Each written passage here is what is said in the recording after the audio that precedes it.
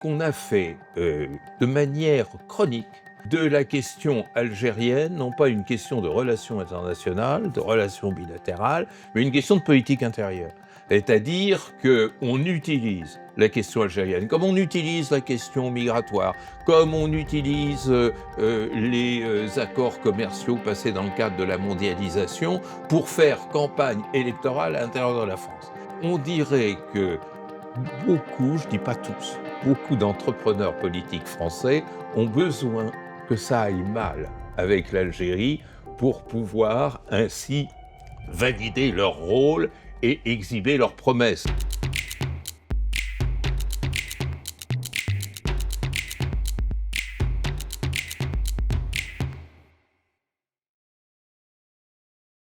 Et si l'équivalent des montagnes russes dans la diplomatie internationale, c'était les montagnes franco-algériennes? En tout cas, depuis l'arrivée au pouvoir d'Emmanuel Macron, les coups de menton rageurs succèdent aux grandes embrassades. Et les sujets d'accord puis de dispute ne manquent pas. Le plus passionnel d'entre eux, c'est le passé colonial qui ne passe pas.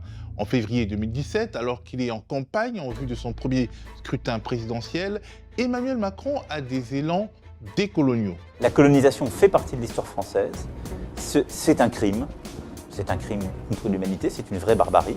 Et ça fait partie de ce passé que nous devons regarder en face en présentant aussi nos excuses à l'égard de celles et ceux vers lesquels nous avons commis ces gestes. Mais quelques années plus tard, plus question de repentance. Macron accuse le pouvoir algérien d'entretenir ce qu'il appelle une rente mémorielle.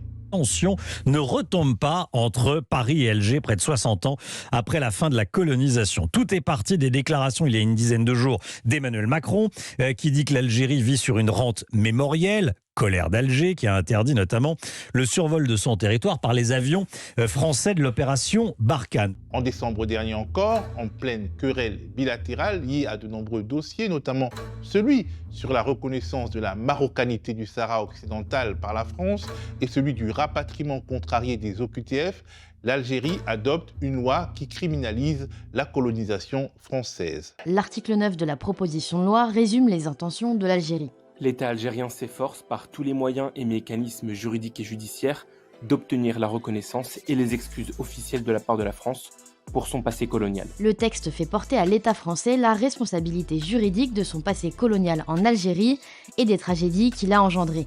Il liste les crimes de la colonisation française jugés imprescriptibles. Essais nucléaires, exécutions extrajudiciaires, pratique de la torture physique et psychologique à large échelle et pillage systématique des richesses. Forcément, du côté de Paris, on a réagi. Le ministère des Affaires étrangères français a réagi dans la journée et a regretté une initiative manifestement hostile, à la fois à la volonté de reprise du dialogue franco-algérien et à un travail serein sur les enjeux mémoriels. Nous continuons de travailler à la reprise d'un dialogue exigeant avec l'Algérie qui puisse répondre aux intérêts prioritaires de la France et des Français, en particulier s'agissant des questions sécuritaires et migratoires. Mais ne voilà-t-il pas que dans cette atmosphère irrespirable, le ministre de l'Intérieur d'Emmanuel Macron, Laurent Nunez, débarque à Alger? Laurent Nunez est arrivé aujourd'hui vers 14h30 à Alger. Il a eu ses premières discussions avec son homologue algérien, Saïd Sayoud, au ministère de l'Intérieur. En début de soirée, les deux hommes se sont rendus à l'hôtel El Noraci d'Alger pour des discussions bilatérales élargies, notamment avec les patrons de la police française et algérienne, la gendarmerie et la sûreté intérieure des deux pays, ce qui confirme une reprise effective de la coopération sécuritaire qui était à l'arrêt depuis plus d'une année. Reçu par le président algérien Abdelmadjid Tebboune, le successeur de Bruno Retailleau s'est dit satisfait avant de reprendre l'avion. Satisfait aussi pour des raisons de politique intérieure, car il plante un clou dans la pré-campagne déjà mal engagée de son prédécesseur qui convoite l'Élysée. De l'autre côté du spectre politique, on observe également la moindre éventuelle rodomontade d'Alger suite à ce voyage pour mieux insister sur la faiblesse d'un camp Macron qui laisserait la France se faire humilié. Bref, 64 ans après l'indépendance de l'Algérie, qui fut longtemps un département français, les relations bilatérales entre l'ex-colonisateur et l'ex-colonisé sont-elles condamnées à la cyclothymie et aux instrumentalisations à usage interne? Est-il possible d'identifier ce que l'on peut appeler l'intérêt national de chacun des deux acteurs et partir de cette base pour amorcer un dialogue fructueux? Les questions d'immigration et de sécurité sont-elles les plus prioritaires à court ou à moyen terme? Peut-on penser des relations normales entre deux nations qui, pendant longtemps, n'en ont fait qu'une, certes dans un contexte d'apartheid et de dépossession? Ce sont entre autres les questions que je m'en vais aborder avec Bertrand Badji, politiste, professeur émérite à Sciences Po et auteur de nombreux livres dont L'art de la paix, paru chez Flammarion, et le tout nouveau Par-delà la puissance et la guerre, la mystérieuse énergie sociale, paru chez Odile Jacob. Vous regardez un nouvel épisode de Mondialité sur Off Investigation. Bonjour Bertrand. Bonjour Théophile. Alors, les relations franco-algériennes, c'est un peu comme la météo à la télé ou les feux de l'amour. C'est attendu, ça a l'air répétitif, mais chaque jour ou presque, il y a de nouveaux rebondissements. Qu'est-ce qui, selon toi, explique ce qui ressemble à un rabibochage un peu inattendu avec la visite à Alger de Laurent Nunez? Alors, d'abord, je te trouve bien optimiste, parce que parler de rabibochage dans cette séquence que nous avons sous les yeux, c'est aller peut-être un peu vite en besogne. Regardons l'histoire des relations franco-algériennes depuis 1962, c'est-à-dire depuis l'indépendance. Ça fait quand même maintenant 64 ans. On s'est aperçu qu'il y a eu une succession de hauts et de bas. Malheureusement, il y a eu plus de bas que de hauts. Et que lorsqu'on croyait que le fil était renoué, il se dénouait. Il se dénouait pourquoi? Il y a plusieurs éléments que l'analyse en relations internationales ne sait pas prendre en compte. Il y a d'abord un élément subjectif, et ça, la subjectivité, on la laisse toujours de côté parce qu'en relations internationales, officiellement, l'humain ne compte pas. C'est ce formidable traumatisme constitué la guerre d'Algérie. Si on regarde l'histoire du monde, c'est-à-dire pas seulement l'histoire internationale de la France, mais l'histoire de l'ensemble du monde depuis 1945, il n'y a pas eu une guerre de décolonisation qui a été aussi longue, aussi meurtrière, aussi traumatisante que la guerre d'Algérie. Dans la mémoire algérienne, et je ne suis pas là pour en juger, c'est pas mon travail, mais dans la mémoire algérienne, c'est 1 million de morts.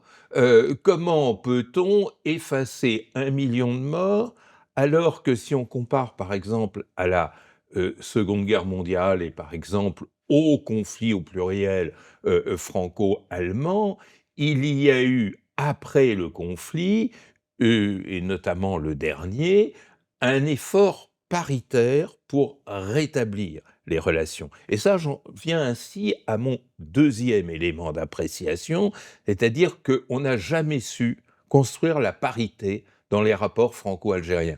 Je ne mets pas en cause les volontés des uns et des autres. Peut-être certains des présidents étaient porteurs de bonne volonté. Tu as toi-même rappelé qu'Emmanuel Macron, avant d'être élu, avait dénoncé le crime colonial. Donc, ce sont des choses qui pourraient être l'amorce du rétablissement de cette parité.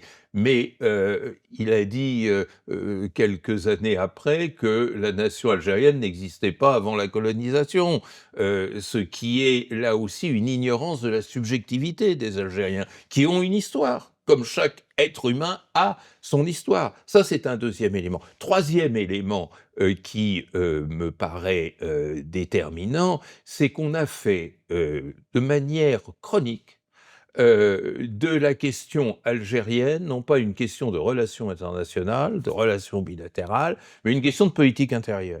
C'est-à-dire qu'on utilise la question algérienne, comme on utilise la question migratoire, comme on utilise les accords commerciaux passés dans le cadre de la mondialisation pour faire campagne électorale à l'intérieur de la France. Et effectivement, le bouc émissaire que constitue l'Algérie, la migration algérienne, le passé de violence tel qu'il est perçu, y compris dans la société française, tout ça fait que on dirait que beaucoup, je dis pas tous, beaucoup d'entrepreneurs politiques français ont besoin que ça aille mal avec l'Algérie pour pouvoir ainsi valider leur rôle et exhiber leurs promesses. Et tu citais un ancien ministre de l'Intérieur candidat à l'élection présidentielle, ça s'inscrit tout à fait dans ce sens. Et puis il y a un quatrième élément qui est peut-être le plus systémique, c'est-à-dire le plus compliqué, qui mêle le plus d'éléments, qui est le positionnement de l'Algérie en Afrique au regard du positionnement français en Afrique. Là, position de la France en Afrique est en régression incomparable. C'est-à-dire qu'il y a eu une enquête qui a été faite dans le cadre du CERI à Sciences Po, qui a établi que le président de la République française était le personnage le plus impopulaire parmi les élites africaines aujourd'hui. Contrairement, et ça fait quand même frissonner, à ce relatif amour porté à des personnages aussi sinistres que Poutine notamment. Donc tout ça fait frémir, mais tout ça s'explique par le fait que la France a complètement échoué dans sa politique africaine. L'Algérie est passée aussi par de mauvaises passes dans sa politique africaine. Elle n'a plus l'influence qu'elle avait autrefois, où, si on se rappelle les conférences d'Alger, celles de 67 et 73, l'Algérie, c'était le leader, non seulement de l'Afrique, mais du tiers-monde, mais évidemment, ça rejaillissait sur sa réputation en Mais Afrique. jusqu'à la création de l'Union africaine, où Alger et Pretoria étaient un peu le tandem qui portait une certaine vision de l'Afrique, Tout à à fait. côté de Kadhafi. Et à l'époque, il y avait le groupe de Casablanca qui était le groupe progressiste dans lequel se retrouvait en même temps le Maroc, comme l'indique le lieu où s'était tenue la conférence, et l'Algérie. Donc tout ça, c'était un temps immédiatement postcolonial où l'Algérie, parce qu'elle symbolisait justement cet esprit de résistance, était un étendard de l'Afrique. Au Depuis- moment de l'OUA, première étape avant au moment de l'Union africaine. l'EUA. Et puis, ça s'est peu à peu gâté. Ça s'est gâté d'abord parce que le positionnement de l'Algérie a fait que son voisinage avec les États du Sahel l'a impliqué dans le conflit sahélien, a créé des tensions très fortes avec notamment le Mali et le Niger. Alors, depuis quelques jours, ça s'est un peu arrangé avec Justement, le Niger. on en parlera, Bertrand, mais Bon, revenons un mais- peu. Oui.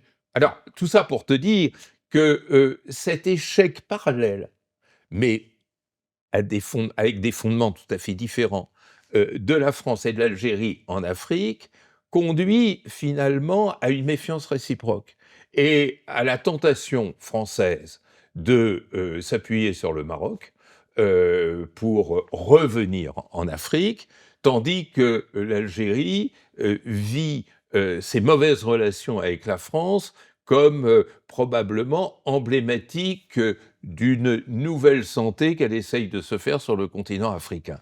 Et donc, on est vraiment dans un moment de très grande délicatesse, dont malheureusement nos amis migrants algériens en France sont les otages.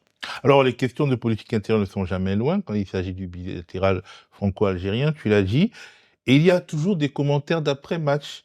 Quels seront les indices que les adversaires du pouvoir macronien, notamment l'extrême droite, vont observer pour dire ou pas que la France a encore été humiliée, avec des guillemets, j'utilise ce terme humilié à dessein, car l'enjeu, c'est aussi l'échec de la méthode Retailleau, c'est-à-dire la méthode que préconisent la droite et l'extrême droite. Et je parle d'indices car il y a des dossiers, comme le rapatriement des OQTF, les suites judiciaires de l'affaire, la fameuse affaire Amir DZ, du nom de l'influenceur anti-pouvoir algérien enlevé sur le territoire français. Il y a aussi la question, la libération de notre confrère, le journaliste français Christophe Glaise. Donc, quels seront les éléments qui permettront aux commentateurs, vraiment à la manière des commentateurs sportifs, de faire l'après-match? C'est-à-dire qu'il faut voir ce qu'est la carte de l'extrême droite. Et d'ailleurs, bizarrement, ce n'est presque pas dit. On laisse une autoroute à cette extrême droite pour produire la rhétorique du n'importe quoi. La rhétorique du n'importe quoi, c'est quoi? C'est de dire, d'une part, les malheurs de la France viennent de la migration, que cette migration est d'abord une migration algérienne, et que non seulement cette migration vient porter atteinte aux intérêts économiques et culturels et nationaux français, mais qu'elle reflète en plus un État qui tout entier est anti-français. Ce qui ne veut rien dire. C'est-à-dire que lorsque on est face à une histoire de confrontation, on ne va pas éternellement poser cette confrontation comme structurant l'avenir. Au contraire, Le propre d'une confrontation, lorsqu'on en sort, c'est d'essayer de la résoudre. La fameuse définition que un politiste canadien, Paul Sharp, donne de la diplomatie est très évocatrice, qui dit « gérer les séparations ». Le fond du problème, il est là. C'est que non seulement on ne sait pas gérer les séparations franco-algériennes, mais on les entretient. On va faire voter à l'Assemblée nationale un texte demandant l'abandon du fameux accord de décembre 1968 qui régissait les rapports franco-algériens et notamment les questions migratoires. Alors, c'est doublement stupide. D'une part, parce que d'abord, c'est pas au Parlement de demander l'abrogation d'un texte, faut pas l'oublier, mais deuxièmement, et surtout, le problème est un problème d'actualisation et non d'abrogation. L'importance de la migration algérienne en France est telle qu'on ne peut pas vivre sans un accord. Alors, cet accord est en décalage, c'est vrai, tout le monde le dit. Les autorités algériennes et les Algériens eux-mêmes les premiers disent que cet accord doit être revu. Mais aucun travail n'est fait en vue de cette révision.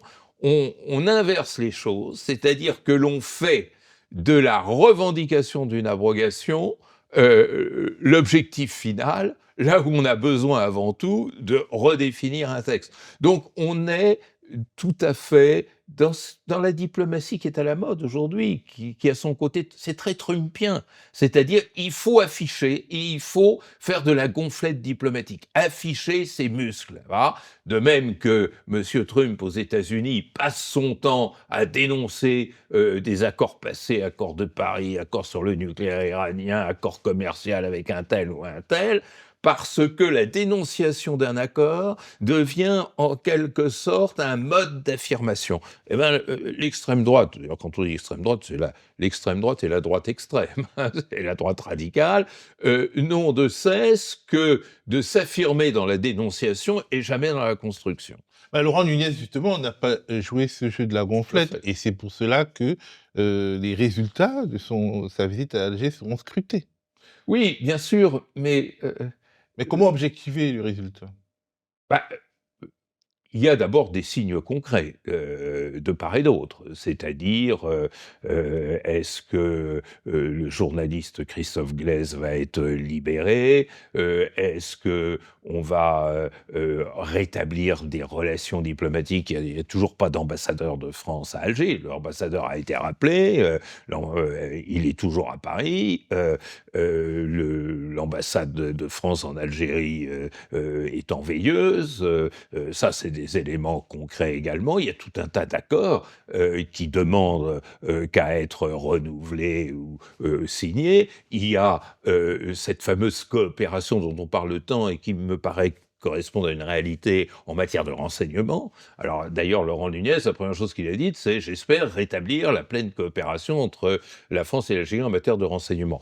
Soit dit par parenthèse, dans tous les marqueurs diplomatiques, la coopération en matière de renseignement est probablement le signe le plus réel d'une normalité des relations. C'est-à-dire, il y a dans le jeu international actuel l'idée que la priorité des priorités, c'est de se coaliser entre États pour éviter le terrorisme et donc notamment de fonctionner ensemble à travers des renseignements concernant le terrorisme et toutes les formes de délinquance. On va voir si tout ça va être rétabli. Mais tout ça, c'est des marqueurs conjoncturels.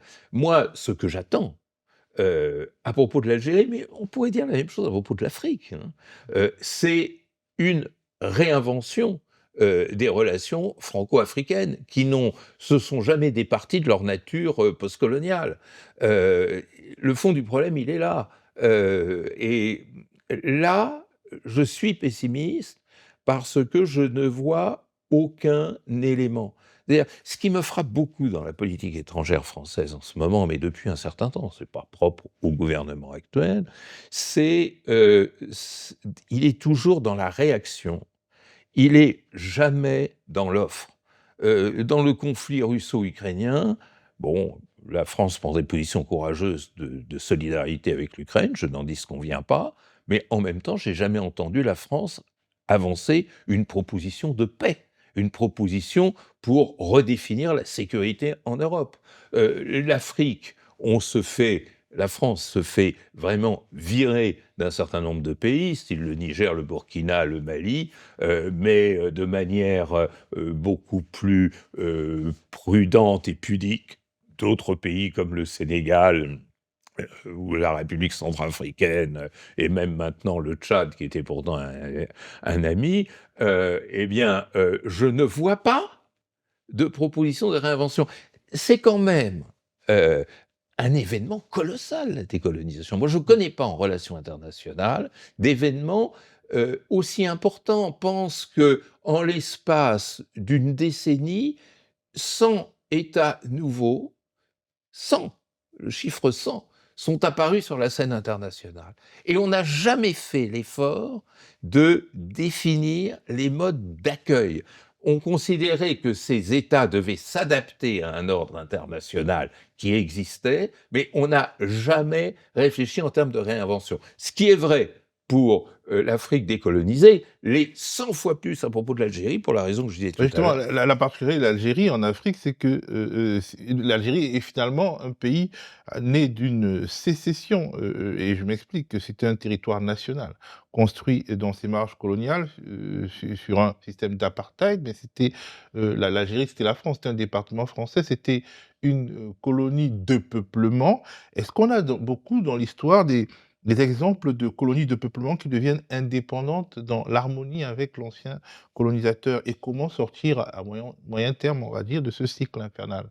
Parce que c'est ça la Alors, particularité, c'est tu que as, l'Algérie, c'était la France. Alors, tu as en très grande partie raison, d'autant plus que les colonies de peuplement qui ont accédé à l'indépendance l'ont fait au profit des colons, de ceux qui se sont installés. Si tu prends l'Australie face aux aborigènes, si tu prends, alors plus anciennement encore, les colonies britanniques d'Amérique du Nord, où les populations indiennes ont été complètement décimées, pour pas dire plus et pour pas dire pire, effectivement, et même l'Afrique du Sud et le Zimbabwe, ce qui était à l'époque d'ailleurs la Rhodésie du Sud, on voit bien que le passage à l'indépendance s'est fait paradoxalement en faveur des colons qui réclamaient le pouvoir. Hein. La première Rhodésie, le premier Zimbabwe, c'était ça. C'est des OAS qui ont marché, quoi. Voilà. Alors,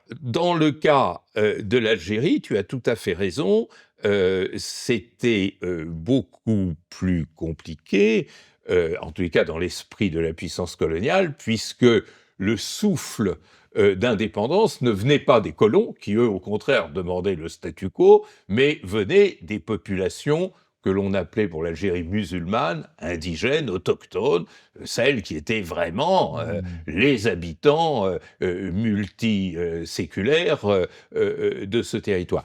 Donc tu as tout à fait raison, et ça explique la brutalité de la chose, quand je disais tout à l'heure que c'était probablement la décolonisation qui s'est le plus mal passée dans l'histoire post-1945, c'est probablement à cause de ça. Ceci dit, il y a aussi une part, je dirais, d'apparence. La colonisation sur le Maroc, sur la Tunisie, la colonisation en Afrique, elle avait sa brutalité qui était un peu dissimulée par le fait qu'il restait des autorités traditionnelles en place. Le sultan du Maroc, le bey de Tunis, des chefferies ou des royautés en Afrique Et subsaharienne. assujetti. Pardon ? Assujetti. Voilà, mais qui correspondait à ce que les Britanniques appelaient l'indirect rule, c'est-à-dire on dominait grâce à la complicité plus ou moins forcée qu'on imposait aux autorités traditionnelles. Le sultan du Maroc, le bey de Tunis, les monarchies, les royaumes africains, etc. L'Algérie, la coupure a été effectivement d'autant plus forte, mais on voit l'histoire se reproduire maintenant avec la Kanaki, avec la Nouvelle-Calédonie. Hein. La grande question qui se pose, c'est est-ce que mis à part ce qui s'est fait dans l'ancien temps, c'est-à-dire avant 1945 et notamment dans le cas de l'Amérique du Nord, voire de l'Amérique du Sud, est-ce qu'il y a un seul exemple où ces populations dominées et écrasées par une colonisation, par un modèle colonial d'implantation des populations métropolitaines, est-ce qu'il y a un modèle qui résiste? Non, ils tombent tous les uns après les autres. Et c'est la raison pour laquelle ce dont on parle actuellement, c'est-à-dire de la réforme constitutionnelle concernant ce que l'on appelle la Nouvelle-Calédonie, n'a aucun avenir. Finalement, et c'est la stratégie du FLNKS, la population indigène sait qu'on n'est plus à l'époque où on massacrait les Indiens d'Amérique, que ce soit d'Amérique du Sud ou d'Amérique du Nord. Alors, est-ce que l'insécurité psychologique que Donald Trump génère dans certaines capitales, à Alger notamment, pourrait expliquer un désir de normalisation avec la France aujourd'hui? Moi, ce qui me frappe, je reviens toujours à cette idée qui me paraît centrale, c'est que depuis la chute du mur, mais ça s'est considérablement accéléré avec Trump, on assiste à une fluidification des relations internationales. C'est-à-dire la tentation, que ce soit dans des pays au passé progressiste ou au passé conservateur, à la tentation du multi-alignement, c'est-à-dire de s'appuyer sur tout le monde en même temps, espérant qu'on tirerait ainsi le maximum de bénéfices. Et on a bien vu, depuis la guerre civile algérienne, enfin celle qui a notamment marqué donc, les années 90, comment il y a eu une tentation de regarder en direction des États-Unis. D'abord, le parrainage soviétique, par définition, n'existe plus. Poutine, c'est pas Brejnev, hein. Mais il y a cette idée que ça ne sert à rien d'avoir un patron, que l'idéal, l'optimum, c'est d'en avoir plusieurs. D'ailleurs, le Maroc joue aussi du multi-parrainage, hein, du Avec peut-être plus de multi-patronage. bonheur que l'Algérie. Oui, pour beaucoup de raisons sur lesquelles on peut revenir, mais l'Algérie est en quête de relations nouvelles. Alors, ce qu'elle ne fait pas, contrairement au Maroc, c'est de se tourner vers Israël. Euh, mais il y a la tentation italienne, il y a la tentation allemande, il y a aussi la tentation états-unienne. Mais c'est vrai que Trump a pas mal déçu après un peu plus d'un an de mandat. Il y a beaucoup de désillusions. Ben, quand on voit ce qu'il fait dans des pays pétroliers comme le Venezuela et le Nigeria, dans des pays gorgés d'hydrocarbures, et quand on voit les signaux qui sont envoyés à Alger, notamment le fait qu'il n'y a toujours pas d'ambassade, mais un chargé d'affaires qui n'est pas forcément le plus algérophile, peut-être qu'il a la peur. En tout cas, il se dit que Abdelmajid Tebboune a peur de Trump. Oui, et puis la méthode trumpienne, on le voit bien maintenant, c'est pas qu'est-ce que je peux t'offrir, qu'est-ce que je peux faire pour toi, c'est qu'est-ce que tu as à m'offrir. Ah, donc c'est déjà un premier élément. Deuxième élément, tant en ce qui concerne le Venezuela que le Nigeria, je ne nie pas que le pétrole est quelque part dans sa tête et joue un rôle actif. C'est plus le Nigeria qui a été bombardé que le Niger, qui est pourtant un pays riche hein, aussi, il ne faut pas l'oublier, ou que le Mali, ou que le Tchad, ou je ne sais quoi. Tout ça, ça joue le pétrole, c'est vrai, mais si on y regarde de très très près, finalement, est-ce que c'est le fond des choses? Je pense que c'est l'accessoire des choses, un accessoire qui compte, qui n'est pas de malentendu entre nous, mais fondamentalement, c'est ce que j'appelle tout à l'heure la gonflette diplomatique, c'est-à-dire montrer sa force, montrer sa puissance. On est dans une séquence où il est démontré que la puissance détruit mais ne construit pas. Donc effectivement, quand il s'agit de détruire M. Maduro, ça marche. Et ça n'a pas coûté très cher, cette opération. Quand il s'agit de bombarder les positions de Boko Haram au Nigeria... Position supposée. Oui, d'accord. Mais ça marche quand même. C'est-à-dire, il y a détruire, c'est facile. Hein. Un enfant de 4 ans est capable de détruire tout ce qu'il y a dans l'appartement de ses parents. construire autre chose. Autrefois, la puissance, elle détruisait, elle construisait. Là, maintenant, elle ne construit plus grand-chose. Et finalement, on voit bien que la diplomatie, non seulement la diplomatie trumpienne, mais sa méthode de gouvernement repose sur cet affichage de la puissance, beaucoup plus que sur l'efficacité de la puissance. Alors, je vais donner un exemple, Bertrand. La reconnaissance par la France de la marocanité du Sahara occidental a été un des éléments déclencheurs du dernier épisode orageux entre les deux pays et les deux présidents. Le président Tebboune m'a dit que lorsqu'il était arrivé à Bari, Emmanuel Macron va chez lui, dans sa résidence, et ils vont passer un moment à se parler. Et je pense que c'est là où il va lui dire « Voilà ce que je compte faire avec le roi du Maroc ». Emmanuel Macron informe Abdelmadjid Tebboune qu'il va se rapprocher de son frère ennemi, le roi du Maroc, Mohamed VI, et lui faire un très beau cadeau. La France va reconnaître la souveraineté du Maroc sur le Sahara occidental, et donc désavouer Alger. Le président Tebboune lui a répondu très directement, comme ils l'ont toujours fait dans leur relation. Il lui a dit « Si tu le fais, ça sera terminé entre nous ». Et c'est ce qui s'est passé, effectivement. Dès que la déclaration a été faite, l'ambassadeur d'Algérie a été rappelé à Alger. Mais dans le fond, aujourd'hui, les États-Unis donnent l'impression de vouloir forcer le Front Polisario, l'Algérie, la Mauritanie à se soumettre au plan d'autonomie marocain. Et on va dire qu'Alger n'a pas les moyens de résister à Washington comme on résiste à Paris.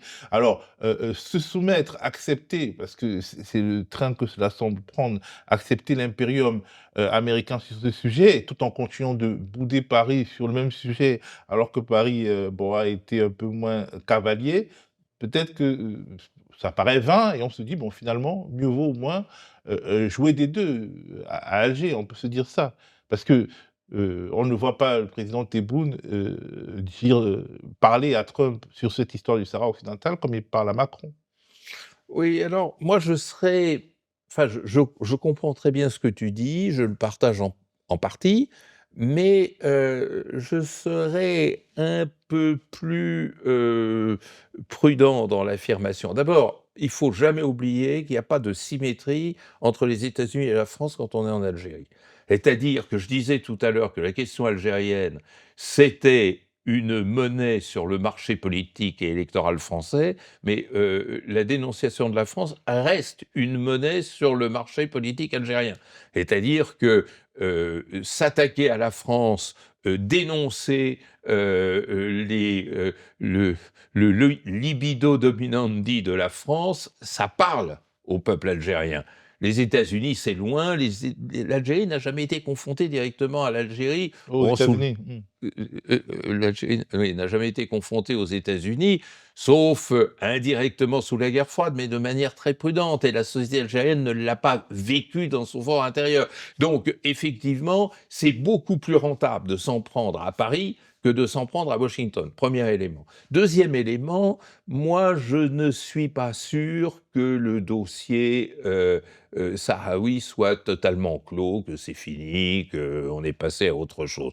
D'abord, on a abusivement interprété la dernière résolution du Conseil de sécurité comme une victoire marocaine, là où la résolution du Conseil, quand on la lit de très près, est beaucoup plus filandreuse, puisqu'il est question du conditionnel. L'un des moyens de résoudre le conflit sahraoui serait, non pas est, mais serait de partir du plan marocain. J'ai jamais vu une résolution ni aucun document de droit rédigé sur le mode conditionnel. Ce n'est pas possible.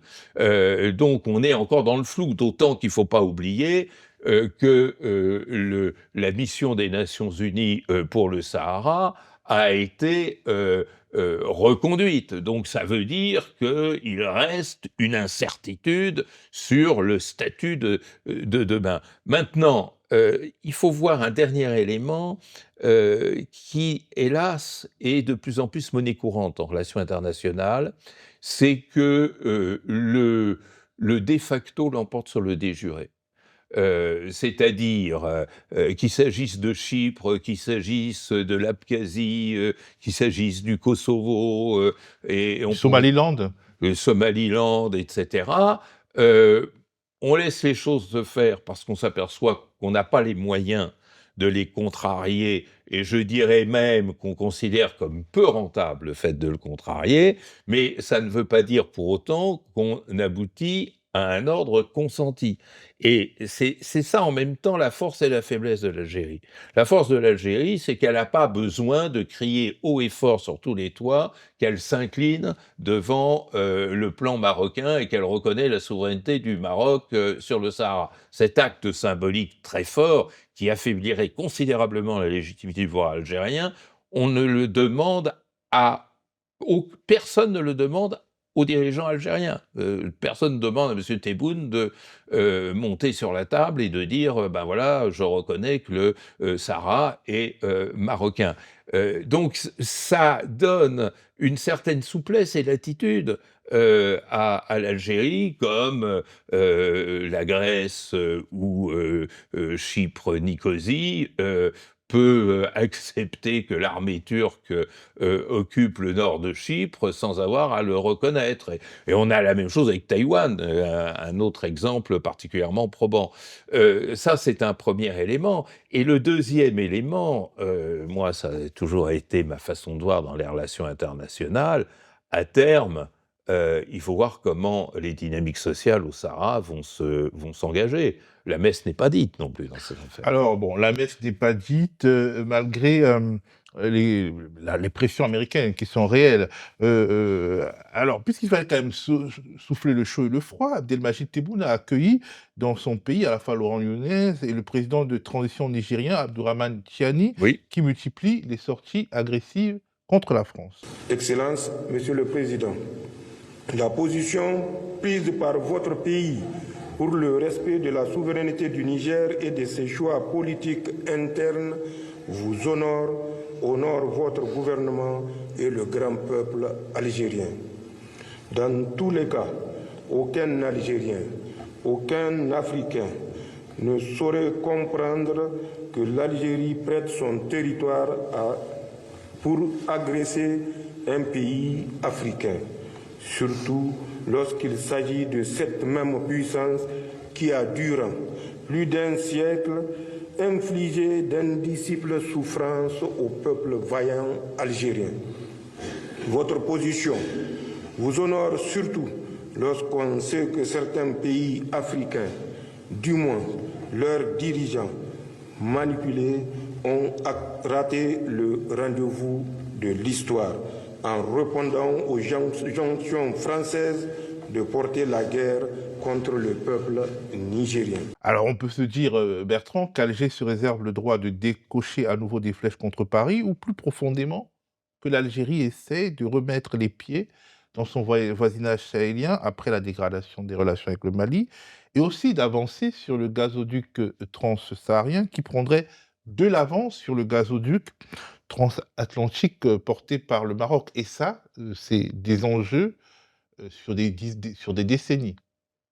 Mais tout à fait, c'est-à-dire que on voit plusieurs portes qui s'ouvrent. Il y en a même une autre que tu pourrais ajouter, même si elle est plus floue, peut-être moins pavée pour l'instant, qui serait que l'Algérie s'offre un rôle de médiateur entre la France et les États du Sahel. Parce que l'Algérie, si elle réussit à rétablir sa relation avec les 3 États du Sahel, et géographiquement et d'un certain point de vue politiquement, beaucoup mieux placé même que le Maroc pour jouer ce rôle. En ce moment, c'est totalement impossible, ça a été même le fond du trou. Si ces pays du Sahel, qui se sentent quand même assez isolés, hein, il faut dire, les pays du Sahel sont pratiquement, ils sont coupés de l'Union africaine, ils n'ont même pas réussi véritablement à mobiliser la Guinée comme 4e État de l'Afrique sahélienne. Ils sont en situation très difficile sur le plan militaire face aux organisations djihadistes, et les exemples récents montrent qu'il n'y a pas à attendre de la Russie une solidarité à toute épreuve, hein. L'exemple de la Syrie notamment. Bah, l'exemple de la Syrie, l'exemple du Venezuela, peut-être demain l'exemple du Cuba, etc. Je pense qu'à Niamey, à Bamako ou à Ouaga, on se demande si véritablement l'assureur russe est un assureur tout risque, hein. Et donc, effectivement, une porte ouverte vers l'Algérie, ça peut être vers autre chose, et ça peut être, si la France donne des gages de reconstruire une France-Afrique, un moyen d'y parvenir. Donc, effectivement, la situation algérienne est loin d'être désespérée. C'est toujours le même problème, c'est-à-dire que nous sommes dans un monde où la grande énigme est le rapport au faible. Autrefois, la grande énigme, c'était le rapport au fort. C'est-à-dire, qu'est-ce que le fort va nous faire? Il va nous casser, il va nous occuper ou il va nous aider. Enfin, ça, Alger a mis les petits plats dans les grands pour le président nigérien. ben voilà. Et maintenant, finalement, d'un certain point de vue, Niger-Algérie, c'est le faible au faible. Et donc, est-ce que cette compétition de faiblesse peut aboutir à la fabrication d'une nouvelle étape? Pourquoi pas? En Pourquoi tout cas, de facto, si le gazoduc transsaharien avance vite, ça fait un espace de prospérité à l'intérieur des terres, loin de la logique transatlantique, qui est finalement la logique post-coloniale. Et ça, ça porte un petit coup au Maroc, qui a son projet de gazoduc transatlantique. Tout à fait. Maintenant, le problème, ça on ne l'a pas abordé en ce qui concerne la France, qui pourrait justement profiter de cette situation pour rétablir sa posture, son positionnement en Afrique, c'est que d'ici l'élection présidentielle, il ne peut rien se passer. Donc, d'abord, la voix de Macron est devenue très peu crédible en Afrique. D'autre part, tout le monde se demande qu'est-ce qui va être élu en 27. Il est évident que si c'est un candidat de l'extrême droite, rien ne sera possible et tout sera à nouveau remisé. Donc, jusqu'en 27, c'est un jeu qui risque de se faire hors de la France. Pour reparler de l'Algérie et de la France, est-ce qu'il y a un moyen de conceptualiser, dans le cadre de ces relations bilatérales, l'intérêt national de chacune des deux parties? Dans le fond, est-ce que ça existe, l'intérêt national en Oui, matière? alors tu sais que moi, en relations internationales, je réfléchis de moins en moins en termes d'intérêt national. L'intérêt national, c'est un mythe, ça n'existe pas, surtout au singulier. Est-ce que véritablement en France, M. Macron, M. Mélenchon et Mme Le Pen ont la même vision de l'intérêt national? Non, il faut voir qu'on est en train de passer d'un monde à l'autre, et c'est ça qui est le plus intéressant. Le monde d'hier, c'était effectivement une compétition exclusivement entre États où l'intérêt national était le fanion que chacun construisait et imposait parce qu'il avait le pouvoir. Voilà ma vision de l'intérêt national. Et voilà comment moi, Louis XIV, moi Napoléon, moi Poincaré ou moi le général de Gaulle, j'impose ma vision. Maintenant, les choses sont beaucoup plus compliquées. Pourquoi elles sont beaucoup plus compliquées? D'abord parce que on ne laisse plus aux chefs d'État le monopole de la définition de l'intérêt national. Il y a une appropriation sociale des relations internationales où, effectivement, des opinions divergentes sur ce que peut être l'intérêt national français se font entendre et apparaissent jusqu'aux profondeurs même de la société, pas seulement dans le petit club politique. Et la deuxième raison, ce serait en même temps d'y penser, on est passé, avec la mondialisation, de la souveraineté à l'interdépendance. Et donc, le véritable problème dans les relations franco-algériennes, c'est pas quel est l'intérêt de l'Algérie, quel est l'intérêt de la France, c'est comment construire cette interdépendance forcée entre l'Algérie et la France. C'est comme ça qu'il faut poser le Et problème. est-ce qu'il y a des pistes là-dessus? Pardon? Est-ce qu'il y a des pistes d'intérêt partagées entre l'Algérie et la France? Bah, Parce qu'on a évidemment. l'impression que ce sont des entités opposées. Mais ça, c'était avant, comme dit la publicité. Maintenant, on est dans une logique d'imbrication telle qu'on ne peut plus penser en intérêts confrontés. C'est les politiques qui nous forcent à penser en termes d'intérêts confrontés parce que c'est leur façon de survivre.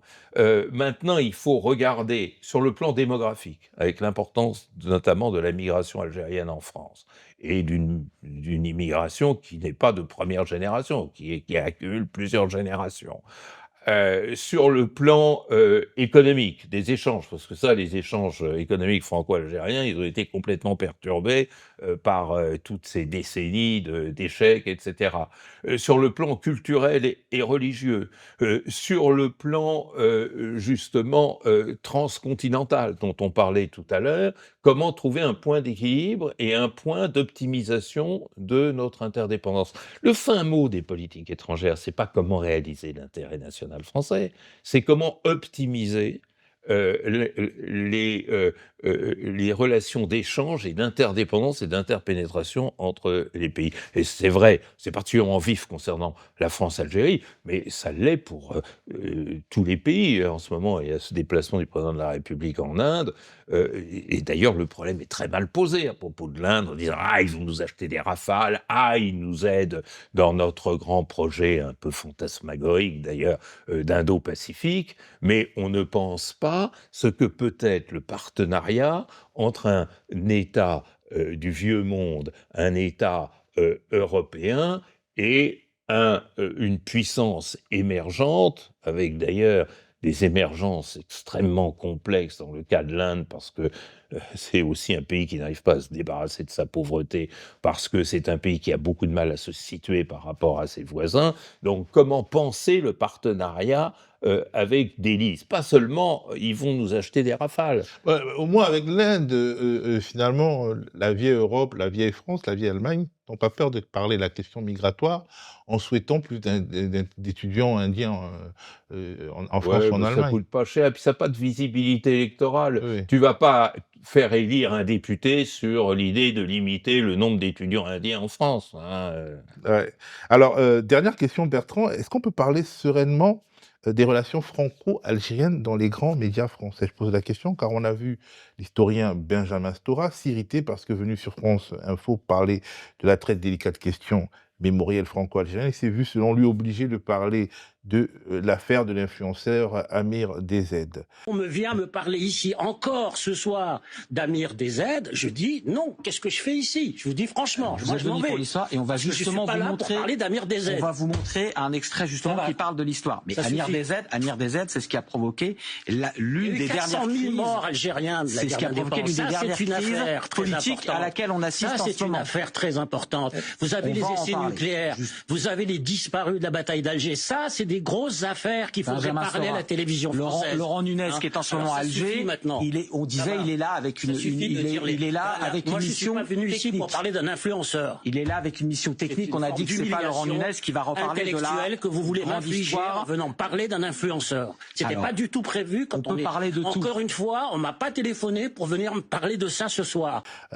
Bertrand, est-ce que sur les plateaux télé en France, dans les médias écrits, est-ce que c'est facile de parler de... Bon, d'abord, moi, je ne stigmatiserai pas France Info TV, parce que je pense que c'est l'une des chaînes où on est le plus libre dans l'expression. Si on compare aux chaînes privées, où c'est une véritable catastrophe, pour pas dire un scandale, et les grosses chaînes publiques qui ne s'intéressent qu'aux inondations et aux vols dans les bijouteries, je trouve qu'il faut pas tirer sur l'artiste et sur France Info TV. Maintenant, deuxième élément, mémoriel, c'est important, mais on en fait un peu un écran, c'est-à-dire on ne sait pas comment gérer tous les dossiers extrêmement importants dont on parle tout à l'heure. On va gérer la mémoire, on va faire une commission, j'adore, une commission mémorielle, comme si c'est une commission qui allait définir ta mémoire ou ma mémoire. Tout ça, moi, m'indispose un petit peu. Il faut penser au présent et à l'avenir beaucoup plus que ressasser ou fignoler la description du passé. Troisième élément, effectivement, alors, tu poses une question qui va très très loin, qui est la question de la subjectivité nouvelle dans les relations internationales. Autrefois, le diplomate ne se préoccupait même pas de la manière dont étaient perçues les choses et dont on en faisait le récit, parce que il n'y avait pas de médias ou des médias limités à une presse écrite ou je ne sais quoi. Maintenant, effectivement, c'est ce que je décris dans mon dernier livre sur l'énergie sociale, je pense que de plus en plus, il faut compter avec le positionnement des opinions publiques. Et le positionnement des opinions publiques, c'est aussi alimenté par les modes, par les fake news, par les stéréotypes. Il faut balayer tout ça, mais faisons-le humainement, pas dans l'alibi mémoriel dont moi aussi je commence à avoir assez. Merci Bertrand Badi, professeur émérite à Sciences Po et auteur de nombreux livres, dont Par-delà la puissance et la guerre, la mystérieuse énergie sociale et l'art de la paix. Merci à vous d'avoir regardé cette émission. Rendez-vous dans 2 semaines exactement pour un nouvel épisode de Mondialité avec Bertrand Badi sur Off Investigation. Comprendre le monde, c'est aussi refuser qu'il soit raconté par les puissants. Pour que ces décryptages restent libres et accessibles à tous, soutenez Off Investigation. Rendez-vous sur off-investigation.fr pour faire un don. On compte sur vous. Chaque euro compte.